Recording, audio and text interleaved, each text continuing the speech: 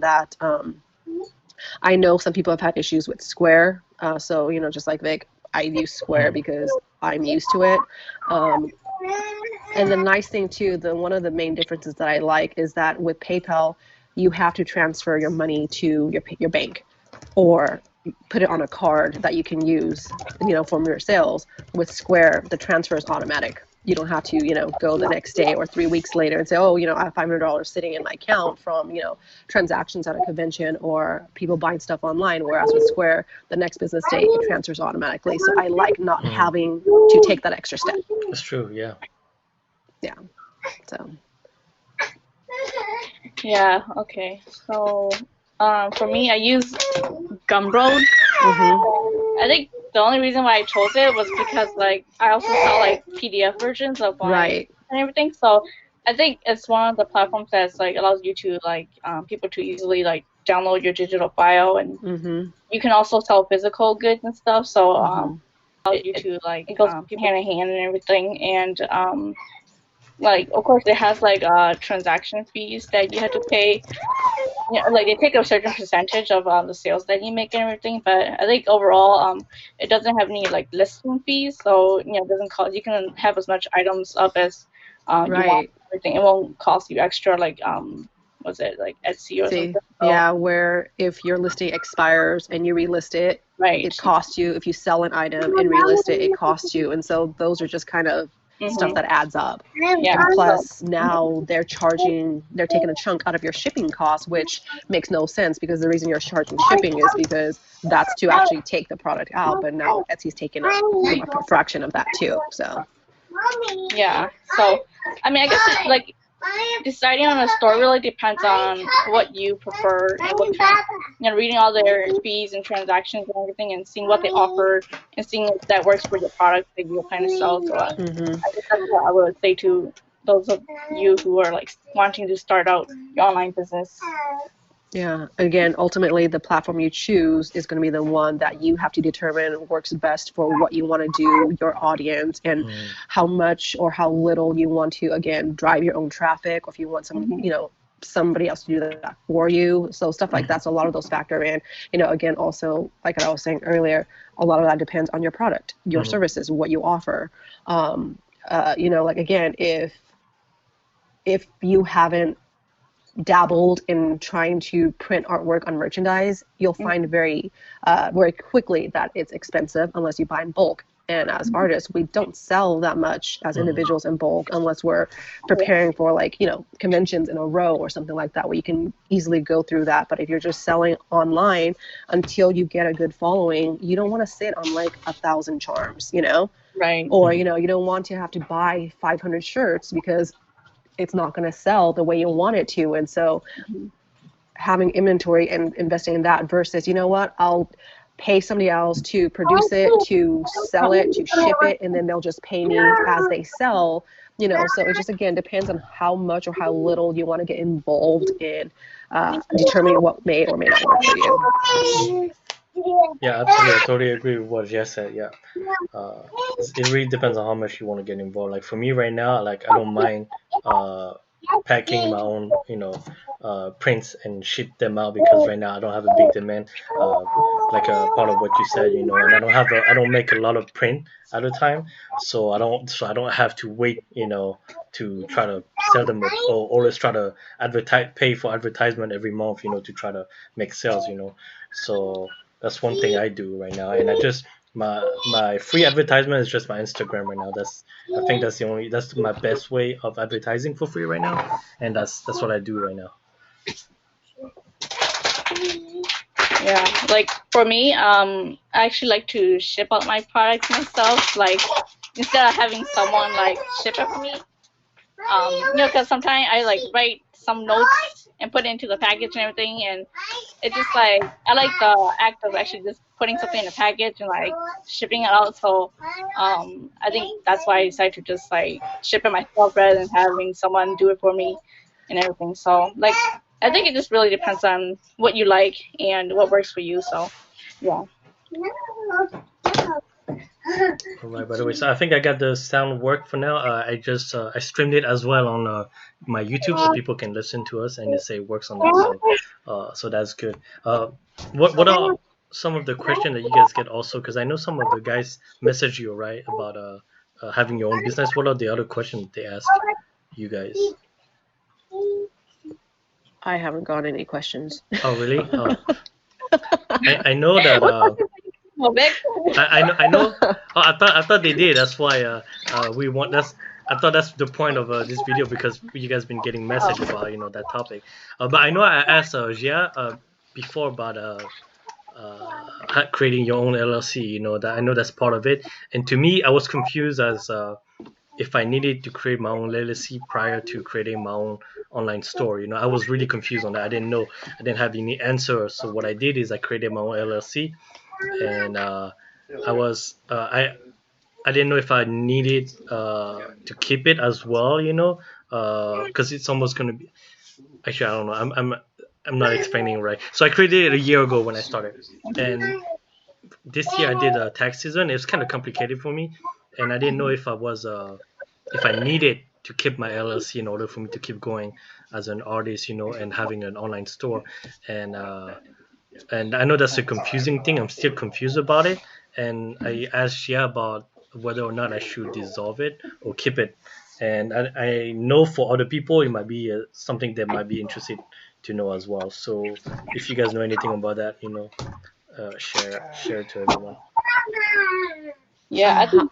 Oh, wait, Ninja, go ahead. Sorry. Oh, I was gonna ask for the people that are here in the chat, if they're listening on YouTube, if they can always ask questions in the chat as well. I'm just curious how many people are have been Watching? thinking about the LLC versus sole proprietorship, and if they know the difference between the two. Okay, so let's see if we got some. I know Tu is here. He said. Well, he posted earlier about the Etsy. He said he never liked Etsy, too many fees and competitions for views, making you have to buy ads. And it says we have 4 more viewers, but I'm not sure if they have any question about that. Yeah, just throwing out there, I'm still a sole proprietorship. I'm not an LLC at this point because, well, especially recently, because I've stepped away a little bit just from creating art full time. And honestly, the LLC is there to protect your assets from your personal, from your business assets, from your personal assets. So until you get to that point where you are making enough money to where your liability, it's also a lot more expensive. And you also have to be very diligent with keeping your separate, like if you have a card that's for your LLC, you can't use it for anything else. You can't mix the revenue streams. You can't do anything like that. So you have to build really, really good habits of keeping separate business expenses from personal.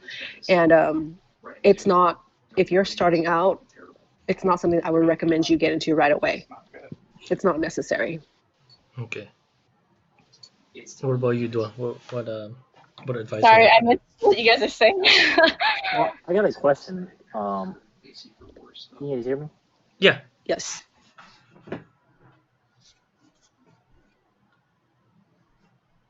Oh.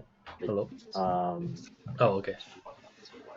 How would you know when would be a good time to establish yourself as a sole proprietor or not? Is it if you make a little bit too much income from this art stuff and you're like, okay, let me just go full time on this, or is it just? I don't know when to start, so I'm just trying to see when your guys' advice. Oh, that makes sense actually. Yeah. Because Jia mentioned, unless you make a lot of money right now, as a starter, you don't want to. I actually don't recommend it. So that's a good point too. At what point would you go ahead and think about creating the LLC? What do you think? Honestly, sorry. Go ahead, Dua. Oh, wait, are you guys talking about LLCs or sole proprietorship or what? Yeah. Okay. Right now we're talking about LLC. So for people that know, it's limited liability corporation. At what point should you look into getting an LLC versus a sole proprietorship? Well, I'm a sole proprietorship, so Like I think you could choose either one. Depends on you. You could start out right away as a LLC, or you just go to a sole proprietorship. I just heard that doing like sole proprietorship is a little bit more simplified. So like it might be easier for those of you who are just starting out.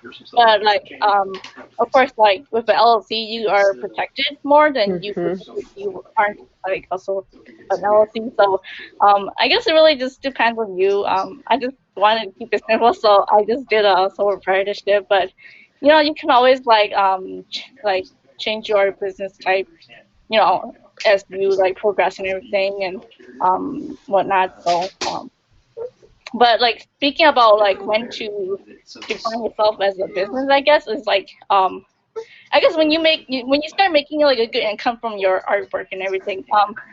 I forgot on the IRS website they say you make more than like 600 or something a year or something, then you should probably start like reporting it and whatever. But yeah, I think when you start making like a good steady income from your art, you could start defining yourself as a business or like registering yourself as a business and reporting it to like reporting your taxes and everything. So yeah. My rule of thumb is when you are consistently making enough money where that is your full-time job and you have assets to protect. Because like for me, I'm still a sole proprietorship because even though I make money off of my art, like right now, the only thing that's in my name that I own is like a 20-year-old car. So if somebody were to sue me, they're not going to get much. And then I also have I have liability protection in place. I have insurance and stuff like that. So I have that protection in place as well. So if something were to happen, like I'm protected. But it's going to vary depending on person to person, like what's at risk for you. What stuff do you need to protect? What assets do you have? A good rule of thumb is if you're getting to that point where you're not sure, like you're making, like what Tu is saying, like, if you're making $100,000 a year on your art, maybe go talk to a CPA, maybe go talk to a small business lawyer and say, hey, I need to diversify. I need to separate my personal from my business assets. Help me, like, what should that look like? Because again, we're not lawyers here. That's not our specialty. Our experience may not be applicable to you. We can just advise, but at the end of the day, take everything that we say with a grain of salt. So. Yeah. That's a great tip. I think it opens it opened it up more to me in my mind to understanding it because I was still very confused. I still am. And we got some comment here. Tu saying that there's no minimum, but if you make over 100,000 a year, it should be an LLC. Yeah, So that's what good. Yeah. It just goes with your. Like you just have so much that you can lose. So that's why I think it's probably better to get assets protected if you're making that much money. Yeah. That's true. And also, just a rule of thumb: if you are going to be doing art, and you're going to be selling art, and you're going to be working with clients, you're freelancing, you should probably get some like insurance because you are pretty much. Even as a sole proprietor, you're a small business owner. You have liability issues for example, I had a friend who was a graphic designer. He did an ad for a local shop that was giving a TV giveaway. Well, in the ad, he used a Sony TV instead of a Samsung. He got sued by the person who paid him for the ad. He didn't have E&O insurance, so he had to pay $20,000. Wow. Damn. Yeah. So insurance for errors and omissions is very inexpensive. Insurance for your art, for your liability, very inexpensive. And business insurance is necessary. So again, anytime you talk about business, about your liability, about whether you should be sole proprietorship or, an LLC, you start moving into the business side of art, and with that comes liability issues and making sure you have the right protection in place if anything were to happen. So. Wow, that's a lot of good information. Is there any like insurance? Like when we talk about business insurance, is there a specific place that you have in mind that you could recommend? Or your bank usually do that? Or it can take care of that. Honestly, you can look anywhere. I know that currently I work at State Farm, but I'm probably going to move to a different company to write more products. But yeah, no, go to any insurance agent, say, hey, this is my business. I just need some basic business insurance. I know that our office insures a couple different convention artists because they work out of their home. And so the policy covers not only their product, it covers their loss of income if something were to happen to, like their merchandise. It covers stuff like if they're at a show and, your display falls on somebody and somebody has to get stitches, your liability, it covers stuff like that. So anytime you're out and about, if you're, especially for you, if you're at shows and you travel, if somebody comes to your table and for some, like even if it's their fault and they touch something they shouldn't and it falls on them, you're responsible because that's your stuff. Right. So they can, they can sue you. And that's why more and more conventions are requiring artists, in addition to vendors, to have their own liability, or you buy it from them and it's really expensive. So it's because of stuff like that. Yeah, I mean, I know for like I do some altar visits and everything, and like for like some of them, like I just read where like even if you go to like a school and everything, it'd be nice to have your own like liability insurance if like something happens on the scene or whatnot. So yeah, that's definitely something to think about. Like you don't think about that stuff, but you don't, yeah, right? So yeah. Yeah, you guys are totally right. It's funny we talk about this right now because on my recent vlog, it mentioned in it that my display accidentally fell when I wasn't down the table. I don't know if you guys watched it, and it fell behind my neighbor that was behind me. I felt so bad, but I was lucky that they were nice people, But you're right. If something were to happen, for example, I broke one of their frame or something that they were displaying, it would fall on me, and then who knows if they decided to sue me. And I didn't have any insurance. That's a good point. I didn't think about that. It's like you said just now. We don't think about this kind of thing, so it is very interesting to me. I'm learning a lot right now. Yeah. Let's see if we got any question here. Oh yeah, no question here on YouTube. And Tu agree. Get insurance. He said. I wish Tu was here. Tu could give us some insight on his business as well. Yeah, he said he was working, so he just kind of chiming in. Oh, I see. Here and there, so yeah. But yeah. Let's see what is concerning business we can talk about, because we talk about insurance. We talk about how to start one or what to think of when starting one. What about licenses to sell art? Oh yes, good point. Yes. We can talk that too. Yeah. So go ahead, guys. I don't know anything about that again. So you brought out. You can go ahead. I know that a seller's permit. So in order to collect sales tax and make any retail sales, that varies from state to state. So always check your local small business office and see what you need, because some states have a state permit plus a city permit and a county permit. So some places when you sell, especially if you're traveling to conventions, you'll need 3 separate permits. Some places don't care. It's state. Some will charge, and some will not. For example, in California, you have, in order to sell anything, whether it's at a storefront, whether it's online, whether it's at a convention, you need a sales permit. Sales permit is free. You can get it temporary for an event, or you can get it annually where it's permanent and you just add locations. Again, you are responsible for collecting and remitting your sales tax. So sales tax is not your money to keep. Make sure you separate that and then send it to the state that you're in when your event is done, or depending on when you need to file, because states don't care. Like the federal government, states will say, you owe me money, that was not yours. They'll come after you. Whereas the federal government will be like, okay, if we take this money away from you, you can't live, so we'll be a little bit more lenient. You can set up payment plans. The state doesn't care. State wants their money, especially in California. So again, if you're selling, make sure you check all those boxes to make sure that you have the right permits in place. Yeah. And I don't know about other states, because again, I've only sold at a couple and I researched them before I go, and I make sure I have my permits ready. But I think the question I see the most is somebody will come online and they'll be like, okay, what I need for the, like I'm selling in the state, what I need. My answer is always, go call that state's the small business office. Those questions are better answered by them because we're not experts in that field. So unless you have a license to answer those questions, go talk to professionals, basically, is my recommendation.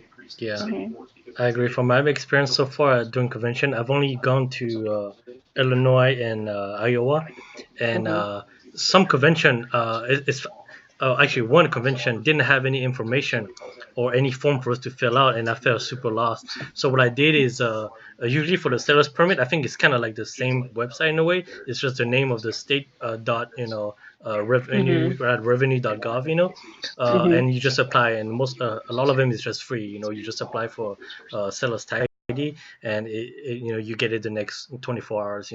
And one state asked me just in case to also contact the state Department of State website, because they might have something else to add on to that. So it's something I will always say, check those two just to be safe with the state. And at the same time, I had a question for Gia, because talking about that convention that didn't give me any information, it's what happened when a convention doesn't require you to fill up a form like ST19 form for the sales tax that that you're gonna collect at that show, or like what happened, because like I still haven't got anything. I talked to the people, they say, oh, you don't need anything. I'm not gonna say the name of the convention right now, obviously, Of course. why would I, but basically what do I do? Like, is that something common that you've encountered? My rule of thumb is if the convention won't tell you or they don't require it, and you know by research that it does, cover your own ass. Okay. Yeah. Cover your own ass and do the right thing, because if you don't, it's going to come and bite you in the ass. Okay. So, yeah. Better be safe than sorry, I guess. Right, yeah, because if you on your research and you talk to, like the department that handles, like sales tax and fees and licensing, per city, state, county, and they're like, yes, you need it for this. If that convention's not requiring artists to do that, whoever is running it may just not know. They could actually get in trouble and get sued for that. Okay. And then that convention can be closed because now they can't actually have a convention next year. So they can get into a lot of tax liability issues because of that. And so I say never mess around with, like, I don't care if my artist friend isn't doing it because the convention doesn't require it, but my research shows that in this state, in this city, in this town, it requires this form. I'm going to have it ready for me. Okay. So, yeah. Well, good thing I applied then. Yeah. Yeah, that's good. That's good to know. All right. So, let's see what else. If I don't know if I had another question about that. I think that was it. I was very confused with those convention. I think I got another one that's like that, so it's a good thing to know. Yeah. And yeah, go ahead. There are some conventions where when you ask them, they're going to say, well, we're not allowed to give tax advice, which just tells you they don't want to give you an answer so that it can come back on them. And so at that point, still call like the state or the city and say, hey, I'm going to be selling here at this event. Do I need any licenses that I need? Should I have it in place, And they'll more than likely direct you to what you need to do. And so, again, those conventions, when they say that, most people, and, people are lazy. And so if they can't get a clear answer and they don't care, they're like, if they don't require it, I'm not going to have it. I'm not going to do it. Well, I don't care what the convention requires. I care about what the city or state requires. Right. Okay, good point. So just if you think about stuff like that, then you'll be fine. I don't ever, because, with conventions and events, like that, people have time, and so one year could be somebody that doesn't know what they're doing, and I'd rather not depend on that. My rule of thumb is I make sure I know what I need, so that I don't need to depend on somebody else to tell me what I need. So very good rule of thumbs. You guys have anything else to add, or anything else you want to talk about as far as business? I know it's been about an hour now that we've been live streaming. Time went by quick. Yeah, I know. So I don't want to make the people wait. I know they want to find out who drew what also. So Oh it's yeah. up to you guys. Yeah, I think that's probably good for now. And then Yeah. like if we have a different topic, we can always talk about it next month or whenever our next chat is gonna be. So yeah, I think that's good for now. We could probably just go on to guessing the art and stuff. So I guess we can have Drew back. Yeah, Juke.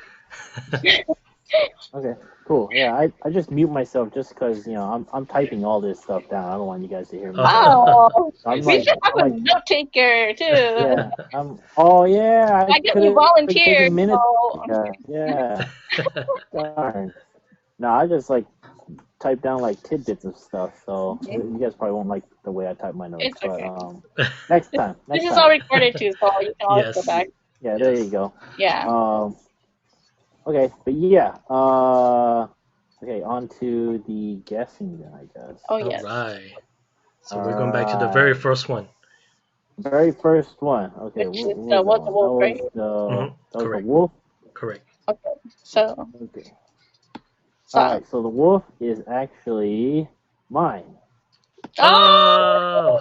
Yeah, Oh! I yeah, called out somebody it's- else, so now I feel bad. that's I think alright. that's why Drew hesitated when we. Yeah, I was like, you- no, we gotta go with mine first. Yeah. No wonder he didn't have a lot to say about it. Yeah. I didn't have much to say about it. I don't know. I'm still very new to digital stuff. That's why like my line work is just terrible. Oh my gosh. But yeah, that one's mine. Yeah. And then which one is the second one? It's all out of Second order one, now. let's see. The second one that I see from the list down is the rhino. Oh, the rhino, yes. Mhm. Okay. So the rhino is, if you see the comment, Mankato. It's I knew it. Oh, where? And oh, Yeah, yeah. that was Mankato's. Mankato. Yeah. Obviously. Yeah. Very, very nice. Mhm. All right, and then I guess the next one down from that, I see the rooster. Oh, yeah. Oh, the rooster is next for you? Yep. Okay. Well, let's go to the rooster then. Okay. So the rooster is Guya. That's the Yeah. one that did that resting dragon that we went to. Oh. Yep. That's him. Okay. Yep. Oh, interesting. Very good. Yep. Very, very good. And His then, style is so different. It's like from his colors to his line work one. Was this one a scan or did he do it digitally? it looks like he did it digitally. Mhm. Yeah, you don't see like a lot of graphite or erasing or anything like that. So It's pretty cool. it looks digital. Yeah, I didn't even notice. Yeah. Okay. Yeah, I do like how you use that brown. Yeah. Okay, so the next one is the flying squirrel, or whatever it is. Flying Pokemon. That was flying we know who Pokemon. is it, right? The basically the thief, right? That guy is. Yeah, that one is. I mean, you guys probably know who it is already too. Yeah, it's two. Yeah. Man, I just like his style. He has a really nice style. Very distinct. Yeah. And the next one after that is, I think this is the fifth one, right? The Pokemon one? Fifth one is the the deer looking like, right? Yeah, this is the deer mixed with a hammerhead. Pokemon one, like. Pokemon one. Yes. Super cool. That one is Misha. Oh, okay. Yep, Misha. Wow. Did Misha participate on the last one? Because that's a style we haven't seen yet, right? I think he did. I'm not sure. Okay. Forgot. But I thought he did. Okay. Or not. Maybe not. I don't know. We had to ask Melanie on that, or go back and look. Very true. Yeah. Yeah. But yeah. Yeah, that's all of them. I think that's all of them. Let me see. Is that the last one? We did the rooster. We did that one. We did two. Yeah, I think that's it. The rhino. Yeah. Okay, that's it. Yeah. Cool. Yep. Cool. So what's the theme for next week, next month? Wait. Oh, what are we doing? For next month, yeah. What are we doing for next month? I don't know. What do you guys want to do? Whoever wants to come up with a challenge and just post it up.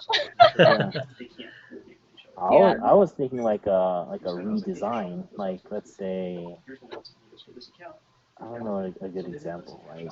Like just background, room design, just background, no Oh people. no, like It's like taking a known character and redesigning them, or Yeah, exactly. Yeah, Okay. exactly. That's what I was thinking. But that might be too strict, I think. I don't know.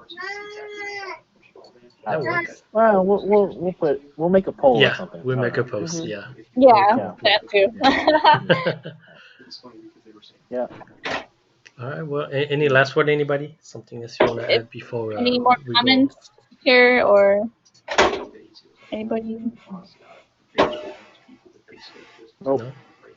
Well, I don't have anything else to say too. No, So yeah. yeah. I think we're good, guys. All right. It Well, was thank you nice guys chatting for with you. yeah. It Thank you, seems a Dora, new. again for. I'm sorry, I keep talking over you. Oh, Go ahead. sorry, I keep interrupting you too. Okay. Yeah. Well, I was gonna say thank you, Dora, for organizing the live chat again.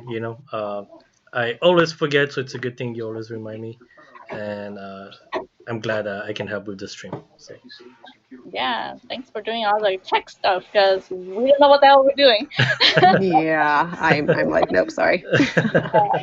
Wouldn't have been gone live without you. So thanks for doing that, and No thanks problem. and Drew for coming on. Yeah, thanks for having So me. yeah. See you guys next time. All right. Okay. Good night, guys. Bye. You guys have a good weekend and night.